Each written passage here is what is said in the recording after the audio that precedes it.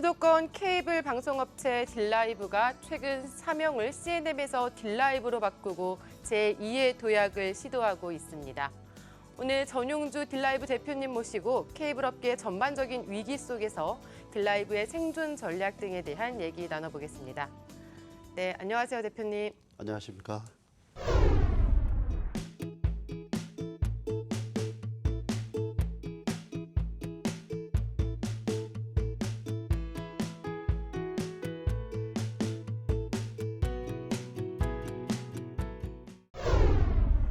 네, 딜라이브라는 새로운 회사 이름으로 재도약을 선언한 지 약 4개월 정도 지났는데 아직은 이 딜라이브라는 회사에 대해서 생소한 시청자들이 많을 것 같은데 한번 회사에 대해서 간략하게 소개 부탁드리겠습니다. 네, 안녕하십니까? 저 딜라이브의 전용주라고 합니다. 딜라이브는 그 수도권 230만 가구에 기반한 그 케이블 방송 서비스 업체 CNM이 4개월 전에 그 사명을 바꾼 회사명입니다. 특히 딜라이브는 CNM에서 딜라이브로 이름을 바꿨는데 과거에 그 CNM이라는 것은 케이블 앤 모어라는 뜻이었습니다. 그 케이블이라는 이미지 자체가 좀 한계가 있어서 전반적인 미디어 환경이 이제 케이블보다는 그 복합 서비스 하는 환경으로 바뀌고 있습니다. 그래서 딜라이브라는 사명으로 바꿨는데요. 딜라이브라는 거는 디지털 라이브 환경 하에 딜라이트 라이프를 살자 뭐 이런 슬로건을 가지고 있는데요. 디지털 라이브, 특히 이제 방송과 그 딜라이트 라이프, 그러니까 방송과 라이프의 결합 이런 의미를 가지고 있습니다. 그래서 딜라이브는 그 홈 라이프스타일 파트너라는 또 슬로건을 또 만들고 해서 전반적인 미디어의 어떤 그 추세가 그 단순한 그 케이블 방송 서비스 이런 것이 아니라 그 고객과 함께 그 즐거운 삶을 살아가는 어떤 그런 미디어 기업의 어떤 미래지향적인 그런 이미지를 가지고 있다고 생각하시면 될 것 같습니다. 네, 제가 이제 인터뷰를 준비하면서 대표님 살짝 뒷조사를 좀 했는데 이력이 좀 흥미로운 것 같아요. 공인 회계사에서 이제 시작을 하셔서 어떻게 이런 미디어 산업과 인연을 맺게 되셨는지 좀 궁금합니다. 예, 2000년 우리나라 그때 한참 벤처붐이 많았지 않습니까? 그때 벤처붐 때 김앤장 법률사무소 회계사였었습니다. 근데 저도 한번 그 원래 대학 때 공부를 경영학을 했습니다. 그래서 2000년부터 한번 현장 전문 경영인으로 한번 도전을 해보자라고 해서 엔터테인먼트 산업 분야하고 미디어 산업 분야에 계속 현장 전문 경영인 생활을 지금까지 이어오고 있는 것 같습니다. 특히 그 2007년 YTN 미디어 대표를 맡으면서 그 미디어 산업 분야의 경험을 쌓게 됐고요. 2008년엔 그 CNM의 운영 채널 드라맥스와 YTN 미디어의 합병을 성사시키고 CNM의 자회사였던 그 CU 미디어 대표를 맡으면서 그 CNM의 어떤 그 컨텐츠 사업이라든지 그다음 미디어 산업에 대한 이해를 많이 넓히게 됐고요. 특히 최근에는 IHQ라는 그 엔터테인먼트 회사까지 합병을 해서 최근 작년 말 제가 그 딜라이브 대표이사로 취임하기 이전까지는 그 CNM 회사의 어떤 콘텐츠 사업의 성장을 주로 주도했습니다. 그래서 전반적으로 제 경력은 최근 15년 동안 엔터테인먼트 사업 쪽의 운영을 경험하고 방송 채널 쪽 일을 하다가 최근에는 이제 미디어 플랫폼 쪽 경험까지 쌓아가는 제 개인적으로 굉장히 행복하게 열심히 현장 전문 경영인으로서의 그 직업적인 그 커리어를 쌓아가고 있다라고 생각하고 있습니다. 네, 이런 대표님의 현장 전문 경영 이런 한 이력이 뒷받침돼서 그런지 이제 지난해 11월 취임하신 이후에 이제 기존의 방송 서비스가 전통적인 비즈니스에서 좀 케이블 산업에서 많이 볼 수 없었던 좀 획기적인 서비스를 제공하는 걸로 이제 알고 있는데요. 이제 딜라이브가 내세우고 있는 이런 혁신 같은 건 중점적으로 어떤 거라고 볼 수 있을까요? 최근에 딜라이브가 보여주는 어떤 새로운 어떤 형태의 서비스들은 제가 최근 한 10년 이상 그 미디어 산업에 종사하면서 전반적인 추세의 어떤 변화 속에서 제가 그 추진하고 있는 전략입니다. 특히 그 최근의 미디어 소비자들은 그 실시간 방송 서비스보다는 그 VOD 보기에 좀 자기가 원할 때 필요한 컨텐츠를 보는 그런 시장이 급성장하고 있는 중이고요. 또 최근 몇 년 동안은 인터넷 기반의 뉴미디어 성장이 아주 많이 성장을 하고 있습니다. 이런 추세에 맞춰서 그 딜라이브도 단순한 케이블 실시간 방송만 서비스하는 게 보다는 더 확장된 그런 추세에 맞는 서비스를 보여드리고 있다고 생각하시면 될 것 같습니다. 그래서 최근에 저희 VOD 메뉴 쪽에서 UI UX 개편을 과감하게 단행해서 특히 그 영화 드라마가 아닌 그 스타존 서비스 같은 그 배우들이나 아이돌을 보여주는 그런 어떤 다양한 볼거리를 주는 서비스를 강화하고 있고요. 또 생활 편의 서비스, 이사나 가사 도우미 같은 그런 어찌 보면 케이블 방송사가 전반적인 어떤 홈의 어떤 도우미 역할을 하는 그런 서비스를 또 보여주고 있고요. 또 추세적으로 볼 때 글로벌 시장의 현재 인터넷 동영상, 특히 그 미디어 시장의 새로운 추세를 반영해서 넷플릭스와 제휴를 해서 TV 기반의 인터넷 동영상 앱 서비스를 시작했다 보시면 될 것 같습니다. 최근에 저희가 내놓고 있는 딜라이브 플러스 셋탑박스는 TV를 스마트 앱 환경으로 바꿔주는 그런 역할을 하는 셋탑이고요. 이 넷플릭스 제휴를 통해서 시청자들에게 보다 다양한 그 기존의 케이블이나 IPTV에서 보던 어떤 실시간 방송 서비스 이외에 또 인터넷에서 즐기던 영상을 TV에서 볼 수 있게끔 하는 그런 차별화된 서비스를 많이 지금 기획하고 있고 향후에는 홈 IoT라든지 미디어 커머스라든지 어쨌든 그 전반적인 미디어 소비자에서 TV의 어떤 그 역할이 계속 증대될 수 있도록 그 많이 신경을 쓰고 향후에도 딜라이브만의 차별적인 서비스는 많이 그 내놓을 계획입니다. 그 넷플릭스를 말씀을 하셨는데 이제 지난 6월 넷플릭스 CEO 이제 방한을 해서 기자간담회도 하고 그랬었는데 이제 글로벌 사업자인 넷플릭스가 한국에 이제 진출하기 시작하면서 딜라이브와 손을 잡은 거잖아요. 어떻게 이런 인연이 성사가 됐는지 궁금하기도 한데 뒷얘기를 좀 듣고 싶어요. 네.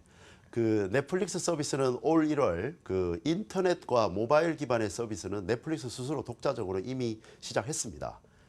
그리고 넷플릭스가 올 초 서비스를 하기 이전에 특히 이제 TV를 통한 넷플릭스 가입을 전 세계적으로 많이 넷플릭스가 하고 있는데 실제 전 세계적인 넷플릭스 가입자의 절반 가량은 TV를 통해서 가입한 경우가 많습니다. 근데 국내에서도 역시 TV를 통한 가입을 유도하기 위해서 파트너를 물색을 했던 것 같고요.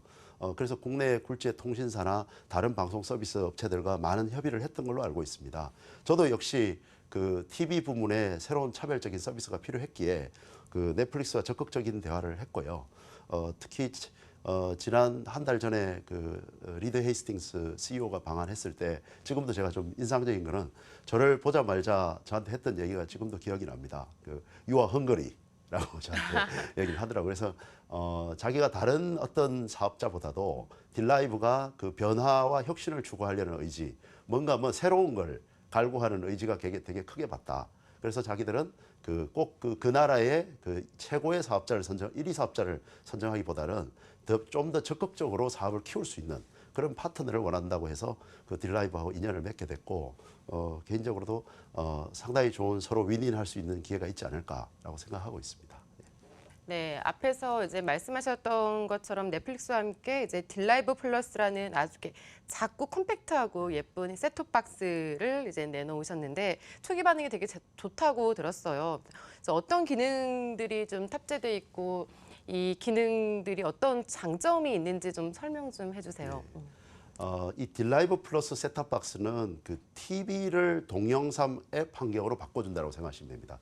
그 일반적으로 TV를 동영상 앱 형태로 바꾸는 걸 스마트 TV 환경이라고 하는데 현재 삼성전자나 가전사들은 그 이 셋탑 박스를 내재화해서 그 스마트 환경으로 바꿔주는 역할을 합니다.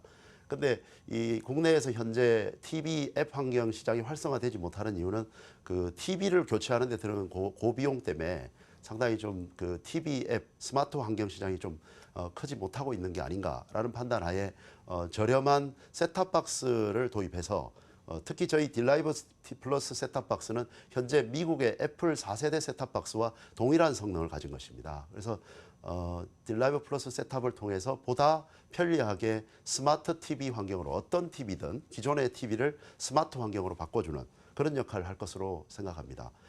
이 스마트 TV 환경의 첫 번째 앱이 넷플릭스 앱이라고 보시면 될 것 같고요.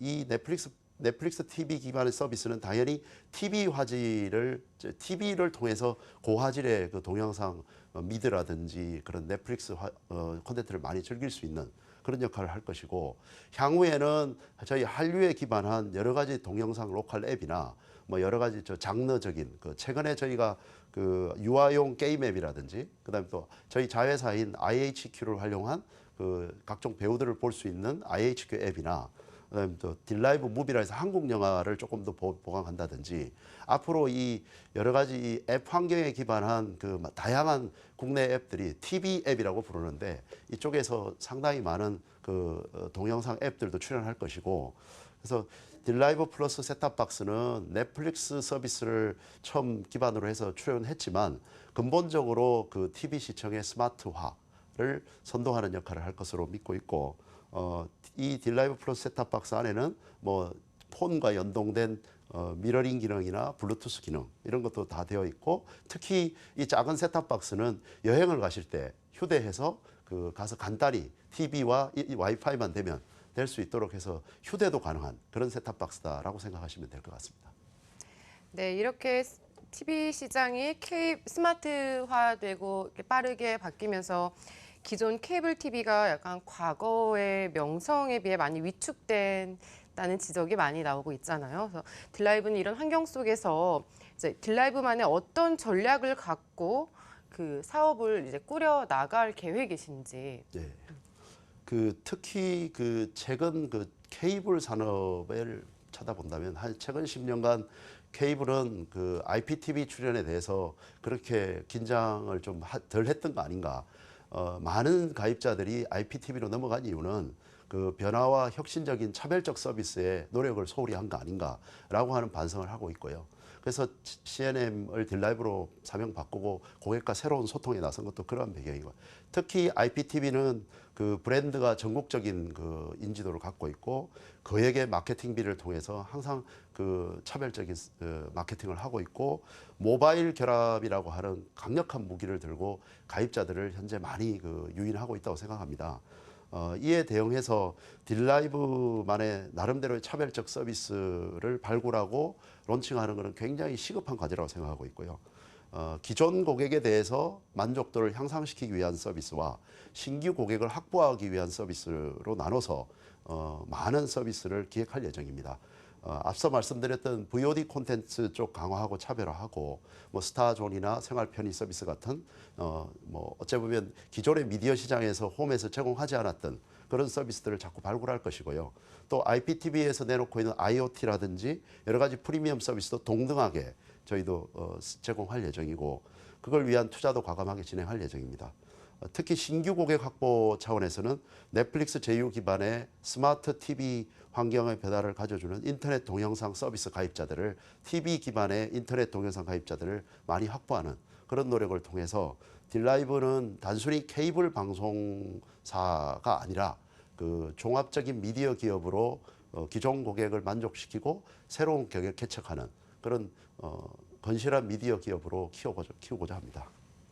네, 이제 케이블 TV의 이런 구조조정 과정 속에서 최근에 있었던 SK텔레콤과 CJ헬로비전의 합병 얘기 무산됐는데 이런 과정과 이런 결과가 딜라이브에 어떤 영향을 줄 수 있을까요? 메가 관련해서도 얘기가 있을 수 있을 것 같은데 어떻게 생각하시나요? 하여튼 이 자리에서 제가 뭐 전반적인 어떤 뭐 의견이라기보다는 제 개인적인 소견으로 말씀드리고 싶습니다. 저도 역시 그 공정위의 SK텔레콤과 CJ헬로비전 결합에 대한 판단 보고서를 아주 깊이 읽어봤고요. 공정위의 판단은 제 사견으로는 모바일 업계 1위와 케이블 업계 1위 간의 어떤 독과점적인 경쟁 제한성을 굉장히 심각하게 봤다라고 판단이 됩니다. 다른 사업자 간의 결합을 SKT 근본 딜에 그대로 적용한다는 것은 저로서는 이견이 있을 것이다라고 생각하고요. 모바일 1위와 그 케이블 1위 간의 어떤 독과점력의 그 확산에 대해서 그 판단한 거지. 딜라이브가 향후 있을 어떤 M&A라든지 다른 미디어 기업 간의 합종 연행에 대한 판단은 아니라고 개인적으로 생각합니다. 딜라이브는 현재 케이블 업계 3위고요. 그리고 실제로 CJ 헬로비전과 다른 또 IHQ라는 자회사, 컨텐트 자회사를 보유하기도 하고 또 새로운 신규 서비스 사업도 하고 있고 각 사별로 상당히 처한 상황이 틀리다고 생각합니다. 그래서 향후 있을 M&A가 근본 SKT, CJ, 헬로비전의 딜에 의해서 제한받지는 않을 것이라고 생각하고 있고 현재 그 전 세계적인 글로벌 미디어의 추세는 많은 기업들의 합종 연영을 통해서 규모의 경제와 해외 시장에서의 그 활발한 경쟁이 일어나고 있는 상황입니다. 그래서 케이블 업체가 저희 같이 또 딜라이브를 통해서 뭐 진화를 한다든지 또 딜라이브가 향후에 여러 업체들과 뭐 인수합병을 통해서 다양한 규모의 경제를 추구하고 하는 그 미디어 시장의 어떤 산업적인 발전에 대해서는 상당히 앞으로도 그 공정위에서 긍정적으로 봐주실 것으로 기대하고 근본 딜이 이렇게 그 어찌 보면 중단되었다고 하더라도 그 전반적인 산업의 합종 연행에는 영향을 미치지 않을 것이다라는 게 제 개인적인 희망사항입니다. 그 말씀하셨던 것처럼 이제 계열사 얘기를 들어보면은 좀 다른 방송 미디어 업체와는 좀 다르게 그 엔터테인먼트 회사를 보유하고 있죠. 뭐 한류스타인, 뭐 김우빈, 김유정, 뭐 장혁, 뭐 등등 우리나라를 대표하는 많은 연예인들이 소속돼 있는 걸로 알고 있는데. 이런 점도 딜라이브 입장에서는 타사와 조금 차별화될 수 있는 그런 경쟁력이 될 수 있을 것 같은데요. 딜라이브와 이 IHQ가 어떠한 시너지를 낼 수 있을 걸로 보시나요? 제가 그 저희 자회사로 IHQ를 보유하게 된 동기는 지극히 저의 어떤 그 경력과 아주 밀접한 연관이 있는 것 같습니다. 엔터테인먼트 분야의 회사를 운영했던 경험을 되살려 보면 한류 기업, 특히 이제 엔터테인먼트 기업을 운영할 때 가장 큰 문제점이 그 체계적인 경영 계획과 사업 계획을 수립하기가 힘들다는 겁니다. 왜냐하면 엔터테인먼트 기업은 컨텐츠를 생산하는 회사입니다. 그 생산하는 회사는 유통이나 주문 투자자들이 있어야 합니다. 그렇지 않고 그냥 독자적으로 뭐 어찌 보면은 연예인이나 드라마나 영화를 그냥 생산하기에는 굉장한 리스크를 부담합니다. 그래서 IHQ라는 회사도 어찌 보면 혼자 가는 것보다는 그 유통망, 특히 미디어라는 게 일종의 콘텐츠 유통 사업이라고 보시면 됩니다.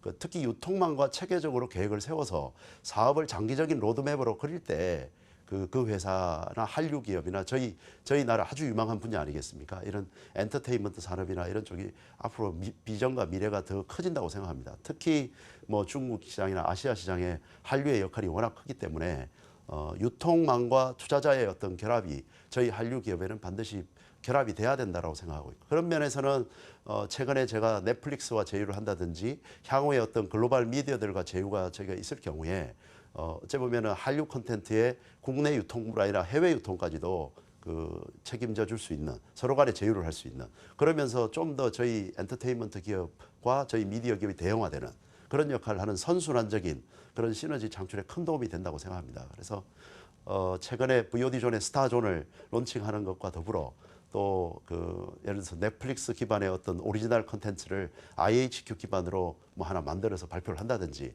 하는 일이 있을 경우에는 상당히 큰 도약이 있지 않을까 기대를 하고 있고 그 어쩌면 기본적인 사업의 연관성이 아주 크다. 그리고 시너지가 굉장히 크다라고 봐주시면 될 것 같습니다. 그럼 넷플릭스가 하우스 오브 카드라는 오리지널 콘텐츠를 만들어가지고 큰 흥행을 했는데 이런 것처럼 딜라이브에서도 뭐 제2의 그런 영화나 드라마가 나올 수 있는 건가요? 그 봉준호의 옥자라는 영화가 현재 넷플릭스가 전액 네. 500억 이상을 되어서 그 현재 제작 중이 거의 완료돼 간다고 얘기를 들었습니다. 넷플릭스가 투자한 영화는 넷플릭스 플랫폼을 통해서 우선 유통이 된다고 합니다. 어찌 보면은 전 세계 넷플릭스 가입자를 향해서 저희 한국의 감독이 했던 옥자가 내년 하반기 개봉으로 알고 있습니다. 넷플릭스의 컨텐츠 담당하시는 분들과 얘기를 해보면 특히 한국 컨텐츠의 제작 투자의 의지가 굉장히 강한 걸 느꼈습니다. 봉준호 감독의 옥자를 기반으로 저는 IHQ 기반의 어떤 새로운 어떤 큰 프로젝트들이 국내외 유통을 할 수 있다면 한류의 어떤 그 영화나 드라마의 퀄리티도 한 단계 도약하지 않을까라고 생각하고 있고 이런 넷플릭스와의 제휴는 그 한류 성장에 아주 큰 도움이 될 수 있다. 기존에 저희 한국 내에서 어찌 보면 생산하고 유통하는 그런 체계와는 또 다른 그 한류의 어떤 퀄리티, 질적인 향상, 그런 유통의 향상 그런 부분들이 이런 글로벌 유통 사업자들과의 제휴가 큰 도움이 될 수 있다라고 생각하고 있습니다. 유통망을 갖는 것에 더해서 직접적으로 이렇게 제작까지도 이제 가능하다고 보시나요? 네, 저희가 지금 현재 그 연예인 뭐 사업까지 그 제작 사업까지 뭐 이번에 함부로 애틋하게라는 드라마가 지금 현재 IHQ를 통해서 뭐 3화가 공동 제작되듯이 현재 딜라이브 내에서 그 모든 그 생산이 그 일관화되어 있는 게 큰 장점입니다. 그래서 저희 그 딜라이브 내부의 IHQ와 연동해서 이런 독자적인 컨텐츠의 기획, 생산, 유통, 그다음에 해외 배급까지 하는 그 사업의 어떤 모든 과정을 그 체계적으로 운용할 수 있는 그런 시스템은 큰 장점으로 보고 있습니다. 네, 이제 다른 얘기를 좀 재무적인 얘기를 넘어가 네네. 보자면은 최근에 이제 성공적으로 리파이낸싱을 마무리한 걸로 알고 있는데 이제 대주주 출자 전환과 함께 기존의 이제 대출 금리를 좀 낮춰주면서 경영적으로 이제 안정성을 확보한 걸로 알고 있습니다. 이제 구체적으로 좀 어떻게 좀 진행이 된 건지 좀 듣고 싶습니다. 예, 그 아시다시피 케이블 CNM을 통한 리파이낸싱은 굉장히 설득이 어려운 현실적인 여건이었습니다. 지금 6개월 전에 제가 그 CEO로 취임하고 있을 무렵만 해도 케이블 가입자는 하락 추세였고 또 케이블 앤 모어라고 하는 그 브랜드를 가지고 도무지 어쩌면 투자자를 설득해 나가서 좀 더 시간을 벌고 좀 더 기업을 키울 수 있는 기회가 굉장히 어렵다고 판단했습니다. 그래서 딜라이브로 사명을 바꾸고 나름대로 최근에 저희들의 어떤 그 현장 노력 그리고 새로운 어떤 그 회사의 비전 수립 같은 것들이 도움이 돼서 지난달 말에 그 채무 제조정이 완료돼서 뭐 상당히 새로운 한 3년 정도 더 회사를 성장시키고 또 새로운 사업의 기회를 가질 수 있게 된 거는 굉장히 고맙게 생각하고 있고요. 리파이낸싱의 어떤 뭐 핵심적인 내용을 말씀드리면 현재 딜라이브의 대출금이 2천억이 감소가 됐고요. 뭐 전체적으로 한 6천억 정도 규모에서 4천억 규모로 줄었고, 그다음에 대출 이자율도 6%대에서 한 4%대로 떨어졌습니다. 그리고 3년 정도 기한이 더 연장됐고 그런 면에서 보면은 특히 재무 안정성이 굉장히 좋아졌다라는 판단이 들고요. 이렇게 되면 어찌 보면 이제 저 CEO는 회사 가치를 올리는데 주력할 수가 있게 되고 당연히 그 채권단과 주주들은 새로운 어떤 그 M&A 기회라든지 뭐 여러 가지 또 새로운 파트너를 물색하는 상당히 주주와 어떤 CEO의 역할이 선명하게 분장되고 또 나름대로 회사가 그 활발하게 역동성을 가질 수 있는 기회가 잘 주변 환경이 금융적 환경이 잘 마련이 됐고 또 어떻게 보면 그 이번 기회를 통해서 국내 굴지의 21개 금융기관이 주주사로 저희 회사로 참여했다는 것은 저희가 잘할 경우에 더 많은 그 협력이 일어날 수 있고 더 많은 성장의 기회가 개인적으로 있을 수 있다고 하는 그 낙관적인 생각을 좀 하고 있습니다. 네, 이렇게 취임이 아직 1년도 채 되지 않은 이 짧은 시간 동안 이렇게 굵직굵직한 이렇게 현안들이 굉장히 많았잖아요. 그래서 이런 특히 위기 요소가 되게 많았는데 이런 거 극복하기 위해서는 좀 어떤 노력이 좀 있으셨는지 대표님의 경영 철학은 뭐 어떤 게 있는지 좀 듣고 싶습니다. 그 15년 동안 그 김앤장 법률사무소 회계사의 안정적인 직장을 버리고 나온 15년 동안 한 번도 그 쉬운 숙제를 풀어본 적이 없었던 것 같습니다. 특히 그 척박했던 엔터테인먼트 회사를 그 금융기관을 설득해서 투자를 받고 상장을 하던 그런 과정도 정말로 힘들었던 과정이었고 또 엔터테인먼트 산업 내 어떤 투명성을 가지고서도 굉장히 한번 시련을 겪었던 것도 기억을 하고요.